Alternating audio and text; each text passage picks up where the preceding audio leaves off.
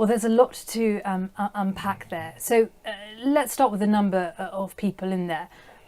You claiming it's a lot lower than 120,000. It does seem to be that there is an international consensus that's the figure. But let me hear you. Nobody estimated that. It's just somebody used the number. People keep repeating it. Okay, so what is the number that Azerbaijan puts on the population in by our estimates, based on the travel of people back and forth and what we see there, we're talking about 50,000 people. But again, this is not the most important issue. 35,000 people, or 120,000 they still have the same rights, of course. I mean, this is not an issue of, but we don't want to exaggerate the issue unnecessarily. I mean, we're talking about let's talk about facts. And I'm interested as well, you say that the road, and just to be clear to any viewers or listeners that aren't familiar, there's one road in and out of this region. It's known as the Lachin Corridor, and that's the road that currently it's difficult, some say pretty much impossible for any but the Russian peacekeepers, international Red Crescent efforts to cross. You're saying there have been trucks crossing. I think that's not the impression of Armenians there. But what my understanding is that the protests that have amassed there are Azerbaijani activists who claim to be environmentalists. Some reports have suggested that there are disguised military personnel among those figures. What do you say to that? We have very active group of young protesters who are environmentalists, and the concern is very obvious. I mean, it's a well-documented problem which existed, and by the way, was a part of a conversation for a long time, is that illegally Azerbaijani environmental situation has been worsened by abuse and use of mineral resources. We have copper, we have gold deposit. They're being illegally used and exported to Armenia without any license, without anything, in full violation of any sovereignty of the Republic of Azerbaijan.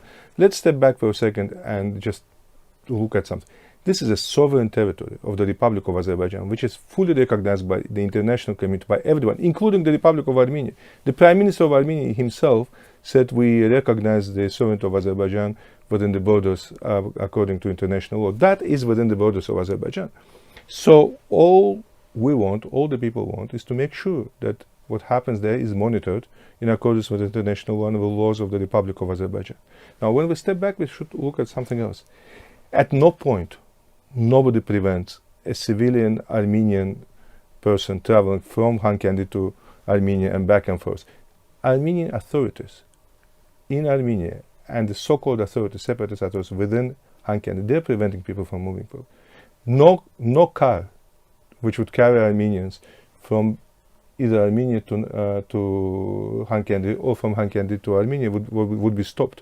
Yes, protesters create a certain limitation on the road, but just to the point of protest. I mean, they don't stop anybody. They can't stop anybody because Russian peacekeeping, once again, Russian peacekeeping contingent, the military Russian force stands there in order to provide security of transit. So there was no attacks on anybody. Nobody really prevented anybody from going anywhere. The only thing. So just so I'm clear, you deny that for sort of weeks at a time, the protests were stopping trucks with goods going back and forth. They insist on checking what is in the tax, for obvious reasons, because since the signing of the trilateral statement, we had landmines planted on our territory, delivered through that road, and made in 2021. So this is 1 year after signing an agreement. So of course, our people want to see what happens. They want to see what's being transported. But nobody opposes food, nobody opposes medication, nobody opposes people going back and forth. This is not an issue. So just help me understand then, you, as I, will have seen the footage of bare shelves in shops in this region. Why haven't they been getting through? Why have there been a shortage of food? That's a good question. We are in a conversation with both some of the Armenian authorities within Hankendi and also with the ICRC. Azerbaijan has offered not only the transit but also to provide our own trucks, provide our own supplies. We can provide food, medication, whatever is needed. At the end of the day, Armenians living on Azerbaijani territory are Azerbaijani citizens. The problem, of course, is that the Armenian separatists refuse that because all they need is to create this crisis. I tell you why. It's actually not that difficult to understand. One of the problems is that the mandate of the peacekeeping contingent, Russian peacekeeping contingent, ends in 2025. It's a temporary measure. So we want to have peace and normal relationship between Armenians and Azerbaijanis by that time. Apparently someone has a great interest to make sure that doesn't happen, and there was a great excuse to keep foreign presence on our soil.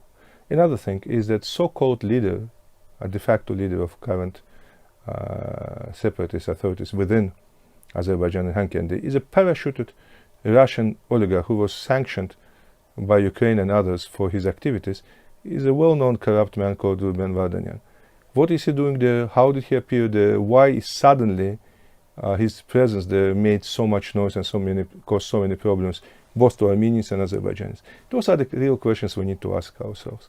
What exactly is happening? Who benefits from that? Clearly, for us, the Armenians who live in Karabakh area are our citizens. We want to have a normal relationship.